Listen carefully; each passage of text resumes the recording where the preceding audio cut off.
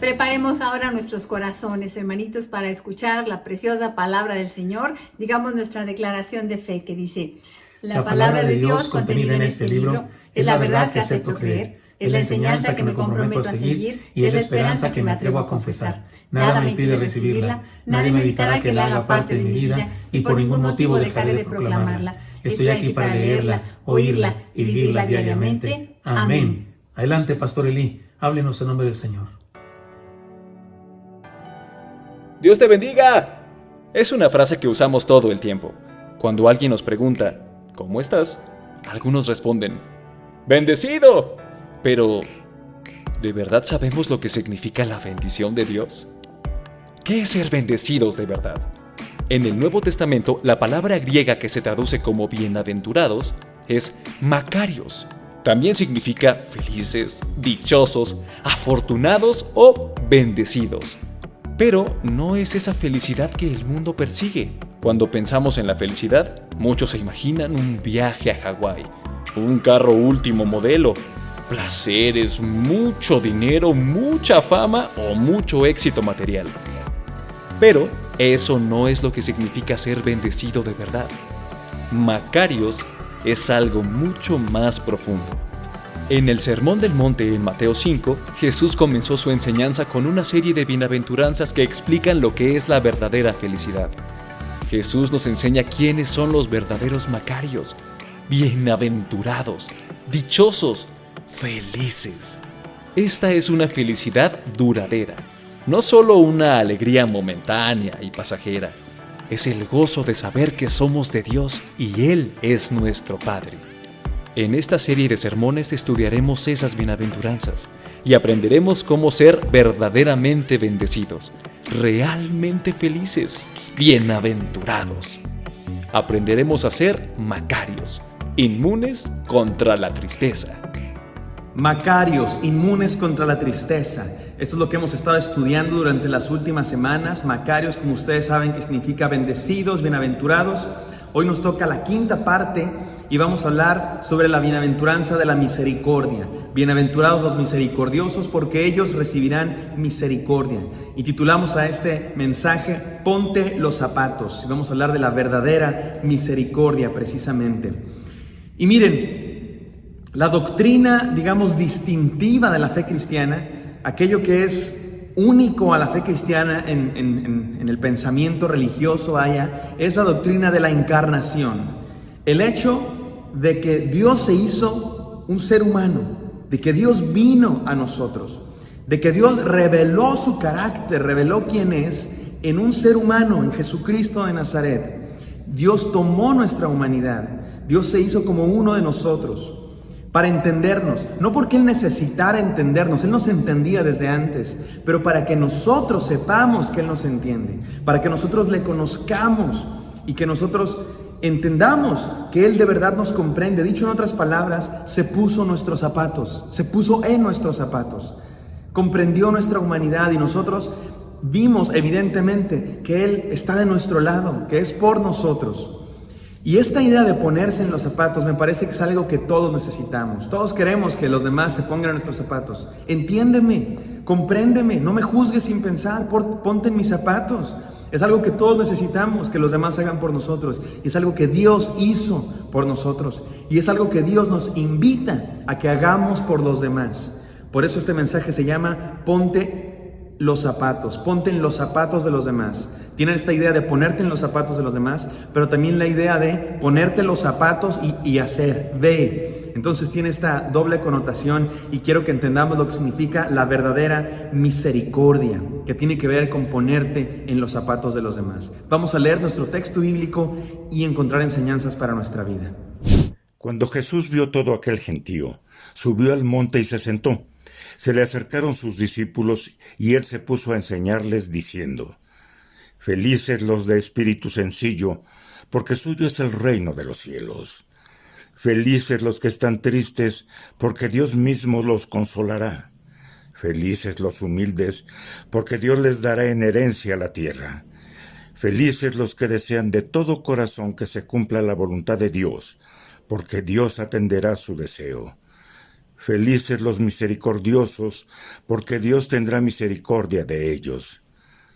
Felices los que tienen limpia la conciencia, porque ellos verán a Dios.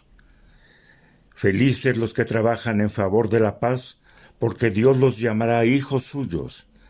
Felices los que sufren persecución por cumplir la voluntad de Dios, porque suyo es el reino de los cielos. Felices ustedes cuando los insultan y los persigan, y cuando digan falsamente de ustedes toda clase de infamias por ser mis discípulos. Alégrense y estén contentos, porque en el cielo tienen una gran recompensa. Así también fueron perseguidos los profetas que vivieron antes que ustedes. Amén. Gracias a Dios por las bienaventuranzas, gracias a Dios por su palabra y porque podemos leerla cada semana en una versión diferente y encontrar llenura para nuestro espíritu. Y vamos a estudiar, como ya dije, la bienaventuranza de la misericordia. Bienaventurados los misericordiosos, porque ellos recibirán misericordia. Esta es la quinta bienaventuranza. Y vamos a hablar entonces sobre la misericordia. Y quiero que comenzamos a definir la palabra o estudiar la palabra. Misericordia es una palabra que viene del latín y tiene dos raíces. Por un lado, que tiene que ver con la misere o miseria, que no solo tiene que ver con la miseria de ser miserable, sino tiene que ver con el hecho de compadecerse. Esa es la connotación de compadecerse, y de luego de la palabra cordia, la raíz cordia, que tiene que ver con el corazón. Por eso cardio, que es esta misma raíz latina que se refiere al corazón. Entonces podemos decir que misericordia es compadecerse con el corazón por la miseria de otros. O sea, compadecerse sinceramente por el dolor de otros. Se parece a otras palabras que utilizamos en el español. Por ejemplo, la palabra compasión tiene un significado parecido. Compasión significa sentir con. Pasión tiene que ver con sufrimiento, con sentir. Y cuando tú con pasión es que sientes con el otro. Sientes lo que el otro está sintiendo, acompañas el dolor de otros. También se parece a la palabra simpatía, que es un significado muy similar. Patos no tiene que ver con cuac cuac, tiene que ver con las sensaciones, tiene que ver con los sentimientos, tiene que ver con las experiencias de quizá dolor. Entonces, cuando tú dices que eres simpático con alguien, no es nada más que que eres buena onda. Eso significa, para muchos se usa la palabra simpático, es que estés bien buena onda, pero más bien tiene que ver con sentir junto con, experimentar junto con, hacer tuyo el dolor de otro, hacer tuyo el sufrimiento, la experiencia del otro. Todas estas palabras nos ayudan a entender lo que es la misericordia. Y que otra vez, me parece a mí que la metáfora, la analogía más coloquial, simple y sencilla para entender lo que es la misericordia, la compasión, la simpatía, es ponerte los zapatos del otro. Y eso es lo que vamos a ser desafiados hoy, a ponernos los zapatos del otro, que no solamente tiene un elemento de sentimiento, de sentir lo mismo que siente el otro, sino también tiene un elemento de acción. Por eso decimos, ponte en los zapatos del otro para sentir y entender lo que siente el otro, pero también para ponerte los zapatos y hacer algo, ir y hacer algo por el otro. Y eso es lo que vamos a estudiar el día de hoy. Entonces acompáñenme a las 3 enseñanzas que tengo para ustedes, que tengo para todos nosotros en esta hora. Vayamos a ellas. Número 1, Macarios los empáticos. Bienaventurados aquellos que pueden empatizar con los demás. Ser empático tiene un significado similar al que hemos dicho ya de misericordia, de compasión, de simpatía, de ser simpático, pero quiero utilizar la palabra empático porque tiene un significado, sobre todo como se entiende hoy día, de no solamente sentir el dolor del otro, sentir compasión por el otro, sino hacerlo de manera sincera, hacerlo desde dentro. Empatía tiene que ver con desde dentro, desde la profundidad, desde el fondo de nuestro corazón, hacemos el dolor del otro nuestro.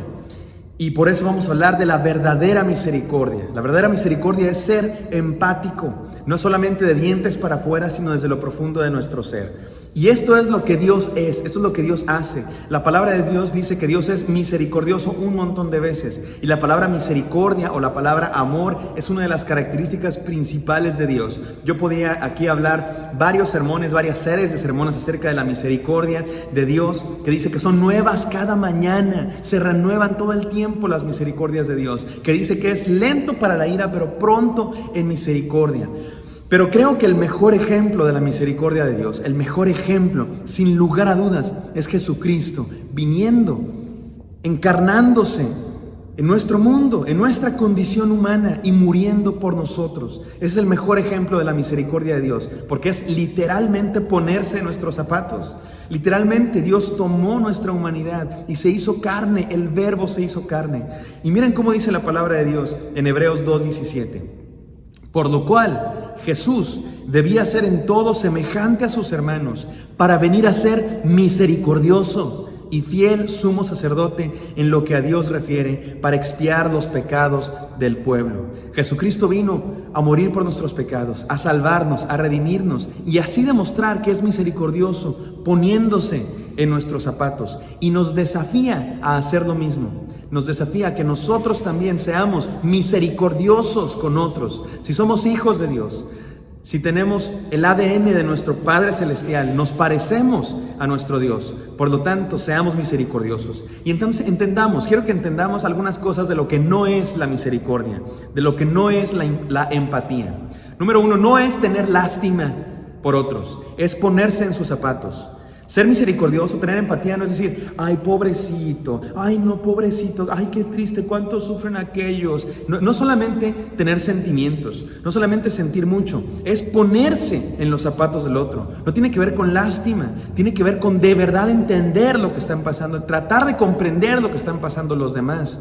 Explorar, excavar en nuestras propias experiencias de dolor, en nuestras propias experiencias de miseria, y conectar con el otro y acompañar a los otros en su dolor. Número 2, no es creerse superior, es descender y acompañar a los demás. A menudo la misericordia se puede entender como esta idea de yo estoy bien, yo estoy sano, yo no me pasa nada, y entonces me preocupo por el dolor de los demás porque ay, pobrecitos, yo desde acá, desde mi terreno alto veo a los pobres de la tierra sufriendo y qué pobres son.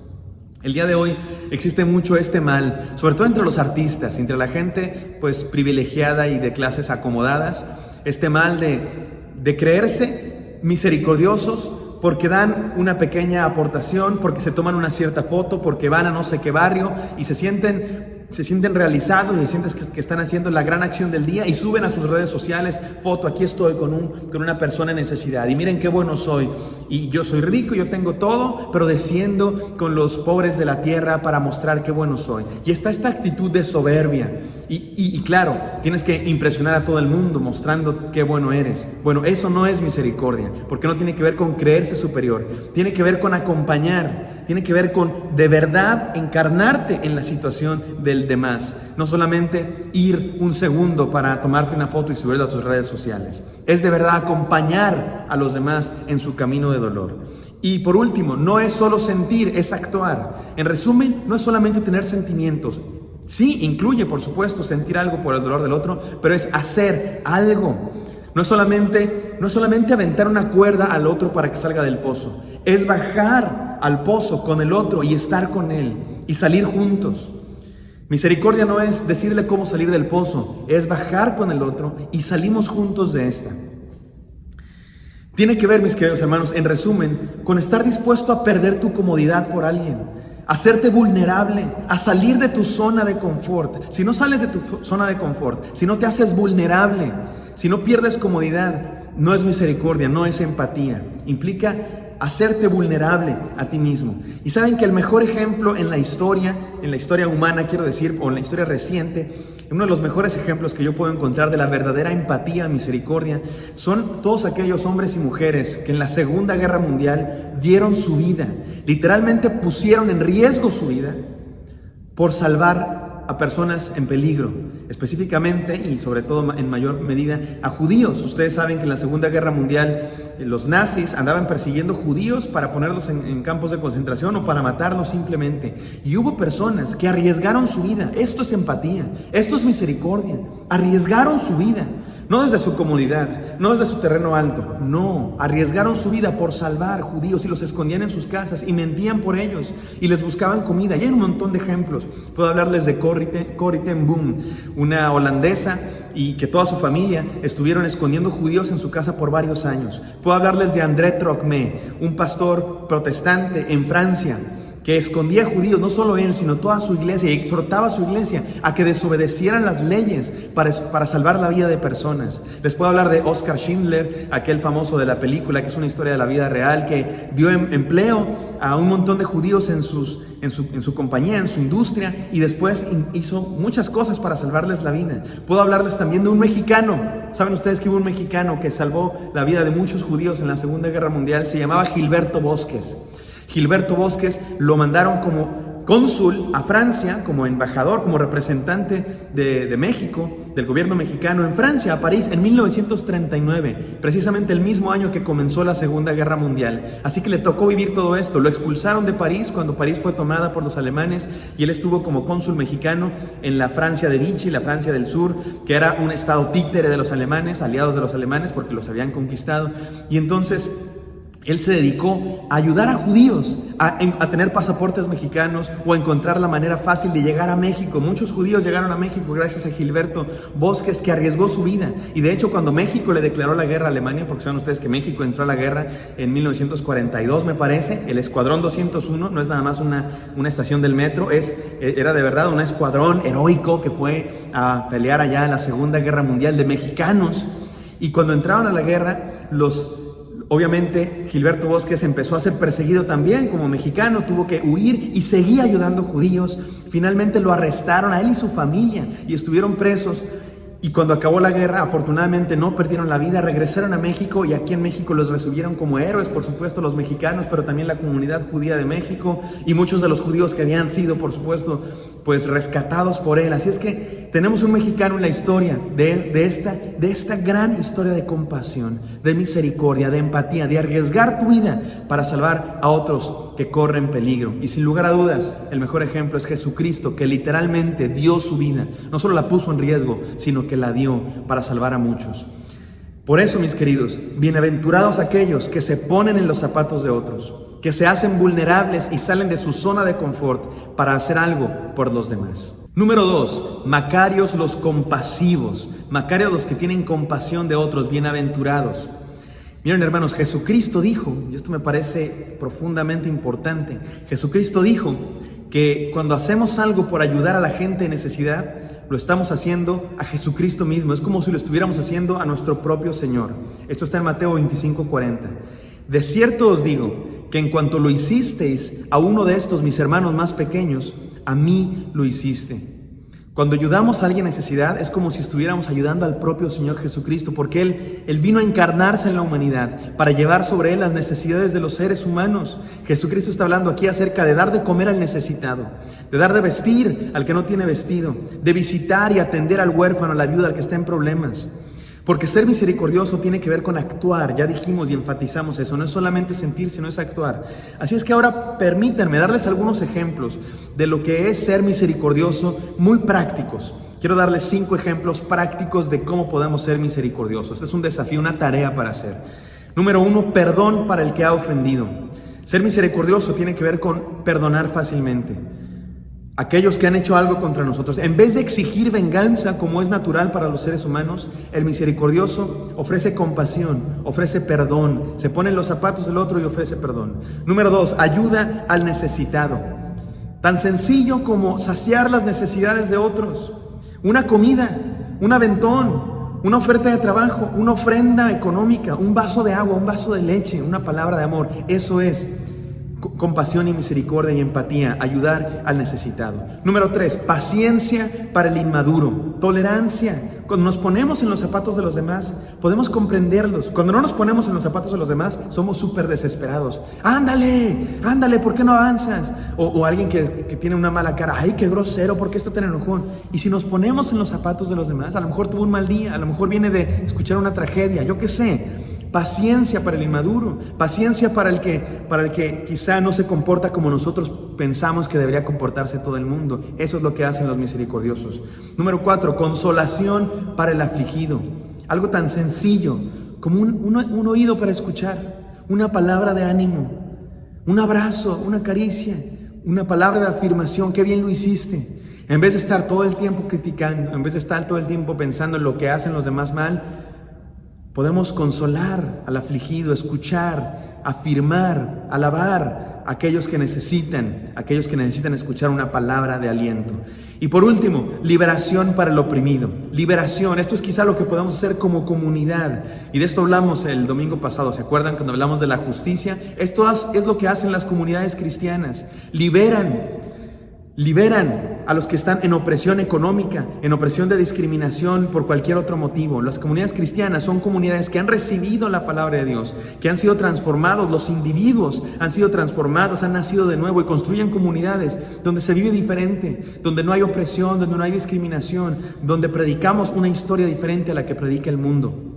Porque miren, es probable que en algunos casos el problema del pobre, por decir un caso, el problema del que no tiene, no es solamente que no tiene, no solamente que le hace falta dinero, y su pobreza no se soluciona solamente con que le des dinero, sino tiene que ver con sistemas, tiene que ver con oportunidades, tiene que ver con todo un funcionamiento social, y las comunidades cristianas están aquí para liberar al oprimido y para construir sociedades y comunidades. Por lo menos la iglesia debe ser una comunidad que sea diferente, donde haya libertad, donde haya atención a las necesidades de todos. Permítanme terminar este segundo punto, Macarios los compasivos, con una historia, que es una historia de la vida real, deben saber ustedes. Cuenta la historia que un estudiante, para pagar sus estudios, se dedicaba a vender de casa en casa. Era un vendedor ambulante y vendía de casa en casa un cierto producto. Y le iba muy mal. La verdad es que ese día estaba ya harto, había tocado en muchas puertas, no le habían comprado nada, tenía hambre, tenía sed y había pasado todo el día vendiendo y hacía eso para poder pagar sus estudios. Y dijo, en la próxima casa que toque ni siquiera voy a vender nada, simplemente les voy a pedir algo de comida o algo de ayuda porque ya no puedo. Había pasado todo el día, tenía los labios secos bajo el sol y estaba ya harto. Tocó a la casa y salió una joven muy hermosa, tanto que él se puso nervioso y lo único que se atrevió a pedir era un vaso de agua. ¿Me da un vaso de agua? Aquella mujer era una mujer buena, era una mujer atenta, así es que notó que este hombre tenía hambre y le dijo, está bien, no le voy a dar solamente un vaso de agua, sino también le voy a dar un vaso de leche y galletas. Este joven, cuenta que aquello le dio fe en la humanidad y le dio fe en Dios y le dio esperanza y continuó con sus estudios, terminó la carrera afortunadamente y se convirtió en un hombre exitoso. Años después, esta mujer que había atendido a este joven creció, hizo su vida y enfermó muy gravemente. Enfermó gravemente y bueno, estuvo en el hospital muchos días, corría en riesgo de muerte y los doctores hicieron todo lo posible por salvarla y lo lograron, la salvaron. Su vida fue salvada y ella estaba muy agradecida con Dios, pero a la vez estaba preocupada porque dijo, seguramente la cuenta va a ser altísima. Estuve en el hospital por varios meses y la cuenta va a ser altísima. Cuando finalmente pidió la cuenta del hospital y recibió el sobre donde estaba la cuenta de cuánto había de pagar, la abrió y para su sorpresa, aquella cuenta decía solamente lo siguiente: un vaso de leche y galletas. Es todo lo que ha costado su estancia en el hospital. Resulta que aquel doctor que la había atendido y había hecho todo lo posible por salvarla, era el mismo joven que ella había atendido y que le había dado un vaso de leche y galletas. A veces una simple ayuda, un simple acto de compasión puede traer cambios profundos en la vida de las personas. Seamos compasivos. Esta es una historia de la vida real. Este joven doctor se llamaba Howard Kelly y nos habla de la compasión y de lo que puede hacer la compasión que los hijos de Dios tenemos con otros. Bienaventurados los que observan la necesidad ajena y hacen algo para solucionarla. Y número 3, Macarios los inversionistas. Bienaventurados aquellos que invierten. Y déjenme por qué digo esto. Miren, esta bienaventuranza que estamos estudiando dice: bienaventurados los misericordiosos, porque ellos recibirán misericordia. Aquellos que hacen misericordia con otros recibirán misericordia de Dios y de los demás. Esto me recuerda a un principio bíblico que hemos estado estudiando los miércoles. Durante algunos miércoles estuvimos estudiando los principios, las leyes. Durante 4 miércoles estuvimos estudiando 4 leyes espirituales que tienen que ver con la siembra y la cosecha. Y es un principio natural. Aquello que siembras es aquello que cosechas. Es simplemente como pasan las cosas, como funciona el mundo. Y miren cómo dice el apóstol Pablo en Gálatas 6:7. No os engañéis. Dios no puede ser burlado, pues todo lo que el hombre sembrare, eso también segará. Este es un principio espiritual que los cristianos debemos entender y que nos lo recuerda la bienaventuranza también. Aquellos que hacen misericordia recibirán misericordia. Pero para que no nos confundamos, déjenme explico primero lo que no es este principio de la inversión y por qué digo Macario son los inversionistas, los inversores. Número uno, no es karma. No estoy hablando de karma.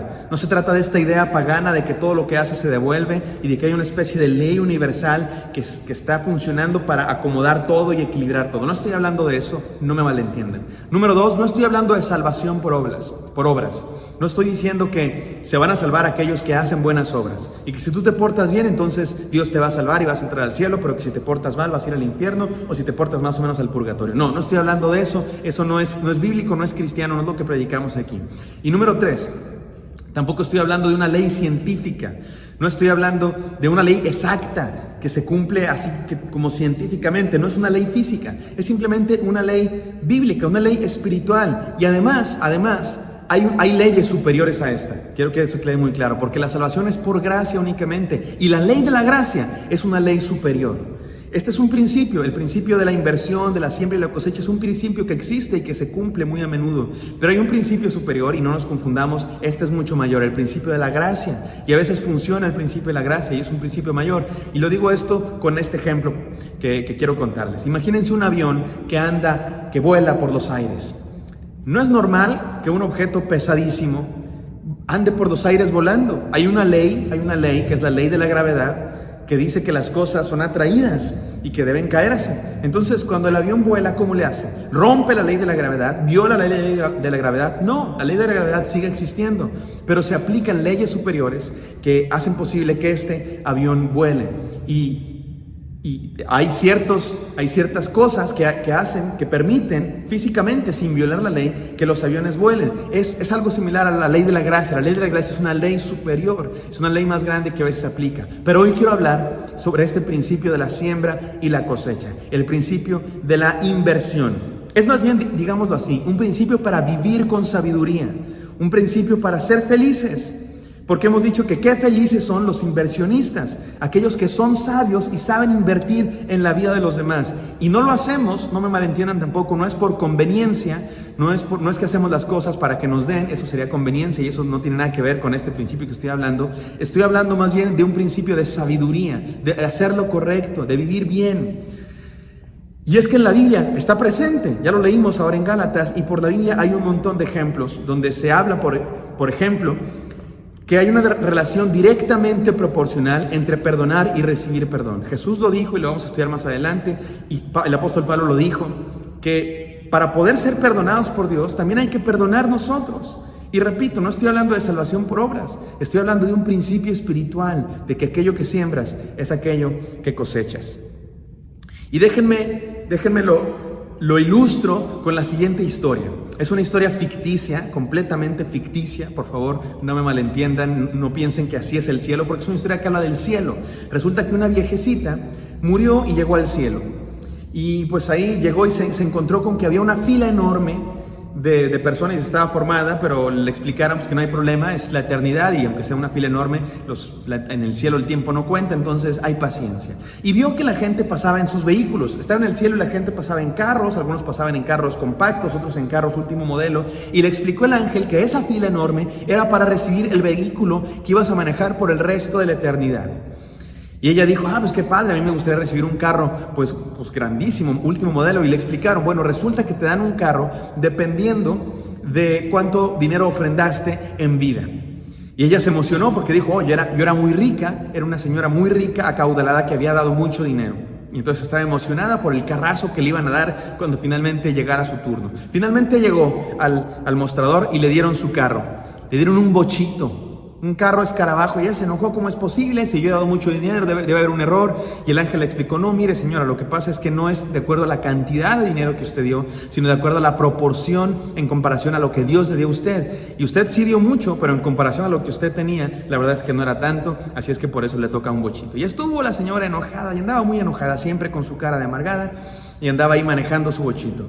Y un día la vieron muy sonriente, y el ángel que le había dado el carro dijo, ahora, porque qué raro, ¿no? Esta viejecita estaba siempre enojada. Le voy a preguntar, oiga señora, ¿ya le gustó su bochito? ¿Ya lo aceptó? Y la señora dijo, no, yo sigo enojada por el bochito, pero es que estoy muy contenta. ¿Y por qué está muy contenta? Porque acabo de ver al pastor en bicicleta. Resulta que había visto al pastor en bicicleta. Por supuesto que es una historia ficticia, así no es el cielo y es simplemente una historia, pero nos ayuda a entender esto, mis queridos hermanos. Lo que siembras cosechas. En la vida lo que siembras cosechas. Y el principio de la misericordia tiene que ver con eso. Es un desafío a invertir en la vida de los demás, a invertir misericordia para recibir misericordia. Bienaventurados aquellos que invierten en las vidas de los demás y se esfuerzan por hacer de los demás mejores personas. Y este es el desafío, mis queridos. Es un desafío a dar y recibir misericordia. Y quiero yo que sea un desafío muy práctico. Algo que podamos hacer nosotros, porque miren, a veces la misericordia se entiende como, sí, es ayudar a los pobres, la gente allá en los barrios pobres que yo no conozco, la gente que está en África en necesidad, y sí es cierto, eso es parte de la misericordia, pero quisiera yo terminar con un desafío muy práctico que tiene que ver con ser misericordiosos con los que están cerca de nosotros, con nuestros familiares, con nuestra esposa, con nuestro esposo, con nuestros hijos, con nuestros padres, con nuestros amigos cercanos, con nuestros compañeros de trabajo, con nuestros compañeros de iglesia, porque a veces esa es la misericordia más difícil de mostrar. Y voy a dar 8 principios. Estos son principios que yo di precisamente los miércoles cuando predicamos este principio de la inversión, de la siembra y la cosecha. Así es que tolérenme los que ya los escucharon, pero nunca es malo volver a escuchar las enseñanzas. Así es que tengo estos 8 principios, que son principios muy prácticos y unas ilustraciones que nos ayudan a entenderlo. Número 1, el principio del zapato. Este es el principio que nos ha llevado a lo largo de este mensaje. Ponerte en los zapatos de los demás. Entiende a los demás, mi querido hermano. Te dejo de tarea en esta semana y en tu vida entera. Pregúntate, cuando alguien haga algo que no te gusta, cuando alguien haga algo que no entiendes, algo que te ponga incómodo, pregúntate, ¿qué harías tú en sus zapatos? Tú no sabes qué estás sintiendo. Pregúntate, a lo mejor está pasando algo, a lo mejor le acaban de dar una mala noticia. Trata de ser vulnerable tú mismo y entender a los demás. Trata de comprender cómo se sienten. Número 2, el principio del espejo. Ponte frente a un espejo y mírate a ti primero.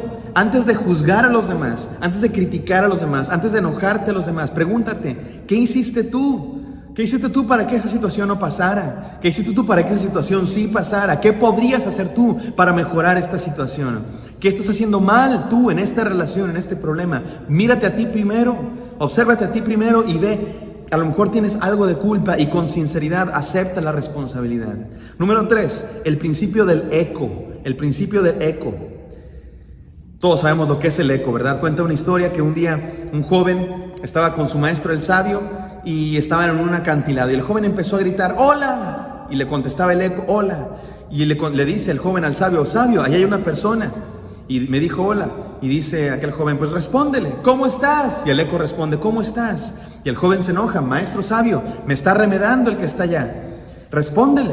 Y aquel le dice, ¿por qué me remedas? ¿Por qué me remedas? Y se empieza a enojar el joven y empieza a insultarlo y los insultos vienen de regreso. Y le dice el joven al sabio, maestro, allá hay alguien que solo me está remedando y que me está insultando. Y el sabio le dice, ¿qué te parece si le empiezas a decir cosas buenas? Empieza a decir cumplidos, empieza a decirle cosas, palabras de afirmación.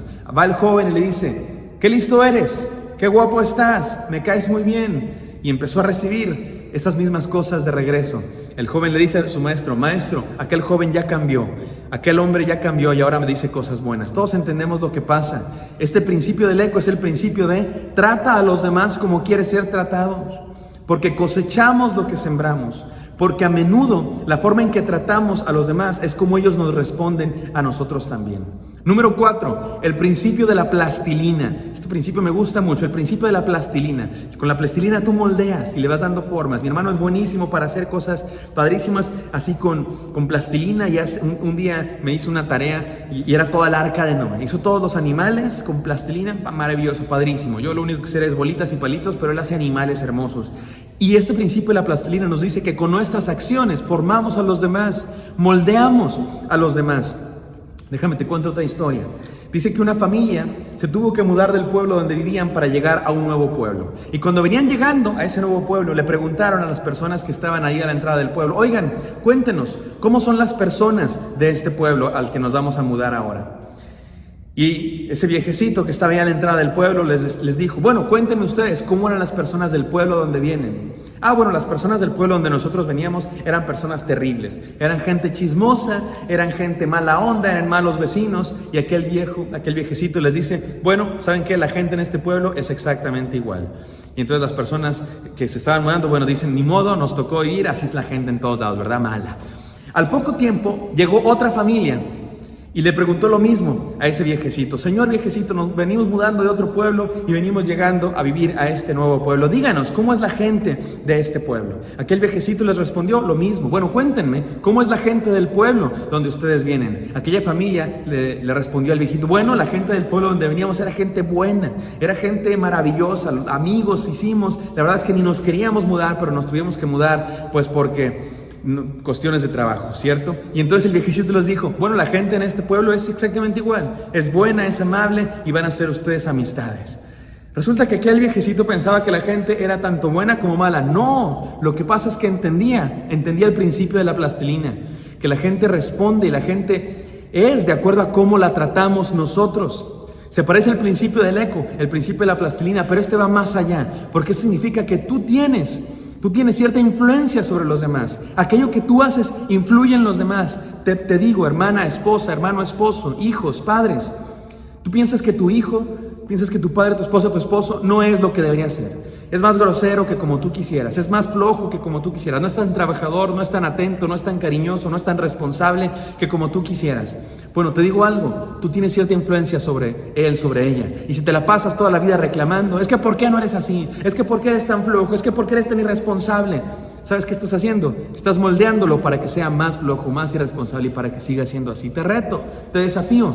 Trata a tus seres queridos, trata a tus amigos, a tus jefes, a tus compañeros de trabajo como aquello que quieres que sean, como aquello que Dios puede formar en ellos, en vez de como tú piensas que son y están mal. El principio de la plastilina nos desafía a tratar a los demás como aquello que los demás pueden ser por la gracia de Dios.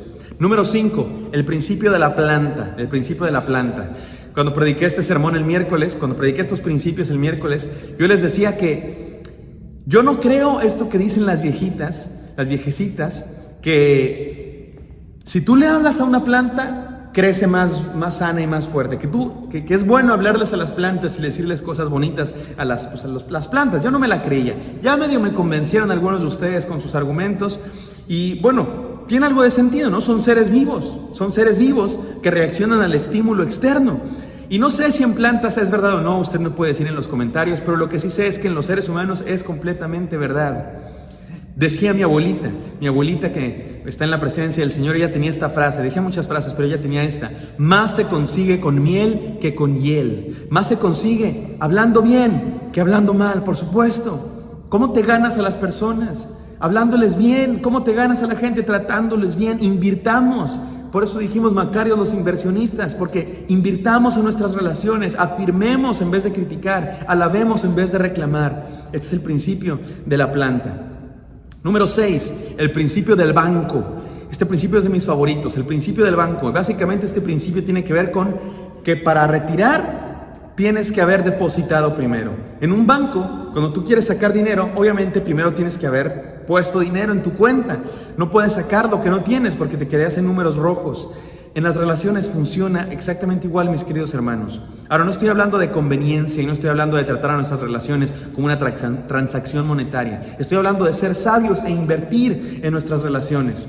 Miren, dice la psicología que para que una crítica constructiva, que para una exhortación sea bien recibida, tuvo que estar precedida de alabanza, de afirmación. Si tú le quieres decir a tu esposo, tu esposa, a tu hijo, tu hija, una exhortación: oye hijo, yo pienso que deberías ser más responsable en esto, yo pienso que deberías, arreglar tu cuarto más seguido. Si queremos que eso sea bien tomado, si queremos que nuestro hijo, nuestra hija tome bien eso, antes de eso tuvo que ser precedido por afirmación: oye, qué listo eres, qué inteligente eres.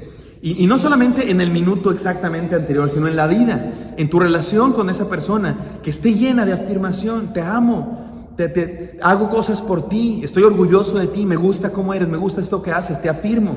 De tal manera que cuando tú quieres hacer una exhortación, tú ya tienes has depositado en esa relación, tú ya has invertido en esa relación, y ese banco, digamos que tienes fondos, y cuando quieres hacer el retiro, de sacar, ¿verdad? Y de hacer una exhortación, de hacer una crítica constructiva, pues tienes de dónde, no te quedas en números rojos. Y es bien recibida esa exhortación. Cuando no tienes fondos, cuando no has puesto, cuando no has invertido en esa relación, tu crítica va a ser recibida como un golpe, va a ser recibida solamente y va a crear conflicto, y va a crear roces, va a crear fricción, porque no estamos invirtiendo en nuestras relaciones. Por eso, invirtamos en nuestras relaciones si queremos sacar, si queremos retirar, si queremos llevar una buena relación y hacer exhortaciones de vez en cuando, o a veces que necesitamos retirar cuando cometemos nosotros mismos un error, cuando cometemos una equivocación y pedimos perdón. Ese perdón va a ser mejor recibido cuando hemos invertido en esa relación, cuando hemos cultivado esa relación con los otros principios que ya hemos dicho. Número 7, el principio del tanque. Este es el favorito de mi esposa. Mi esposa y yo tenemos este principio y nos lo recordamos a cada rato. El principio del tanque dice que somos los encargados de saciar las necesidades de los demás. Cada uno de nosotros nos encargamos de saciar las necesidades de los demás. Todos tenemos como un tanquecito de amor, un tanquecito de necesidad, de cariño, de atención, y todos lo tenemos, los seres humanos así funcionamos. Y tú, mi querido hermano, eres el encargado de llenar el tanque de tu esposa. Tú, hermana, eres la encargada de llenar el tanque de tu esposo, de tus hijos, de tus amigos, de tus compañeros de trabajo, de tus hermanos, de tus amigos. Esa es nuestra misión en la vida, de llenar ese tanque. ¿Y cómo se llena ese tanque? Pues con amor. ¿Y cómo se logra llenar ese tanque de verdad? ¿Sabes cómo se logra? Poniéndote en los zapatos. Porque tú necesitas saber qué necesita. Hay gente que se llena con diésel, hay gente que se llena con Magna, hay gente que se llena con Premium. ¿A qué me refiero? Hay gente que se llena con palabras, hay gente que se llena con acciones, hay gente que se llena con regalos, hay gente que se llena con abrazos. Cada quien es diferente y te toca, hermano, te toca saber con qué se llena, con qué se sacia tu amado. No lo que tú quieres darle. Ahí es que a mí me gusta decir palabras. Ahí es que a mí me gusta dar abrazos. ¿Qué tal que te preocupas mejor por la que el otro le gusta y lo que el otro necesita? Porque eres el encargado de llenar el tanque de tus seres queridos. Y número 8, el principio del becerro. Y con esto concluyo. El principio del becerro es lo que nos dice que nos debemos convertir en un sacrificio para los demás, entregarnos a los demás. Hemos hablado de misericordia, hemos hablado de empatía, hemos hablado de inversión. Tiene que ver con ponerte en riesgo, con salir de tu zona de confort, con ponerte en los zapatos de los demás, con invertir, con vivir cultivando las relaciones de los demás, convertirte en un sacrificio vivo como hizo Jesucristo. Esto fue lo que hizo Jesucristo para mostrar su misericordia. Se sacrificó por nosotros y nos exhorta a también convertirnos en sacrificio vivo. Conviértete en un becerro, en un sacrificio para saciar las necesidades de los demás, especialmente de los que están junto a ti. Nuestro Dios es rico en misericordia y nos ha llamado a ser misericordiosos también para recibir misericordia. Bienaventurados los empáticos, bienaventurados los compasivos y bienaventurados los inversionistas. Macarios, dichosos los misericordiosos. Aquí estamos en tu presencia, Señor, desafiados a ser misericordiosos. Hemos entendido, Señor, lo que significa la misericordia. No solo sentir, sino actuar. No solamente de dientes para afuera, sino desde lo profundo de nuestro corazón. No desde arriba de nuestra posición, sino encarnándonos en las necesidades de los demás como hiciste tú. Permítenos, Señor, poner en práctica estos principios y ser misericordiosos de verdad, como tú eres misericordioso. En el santo nombre de Cristo Jesús oramos. Amén.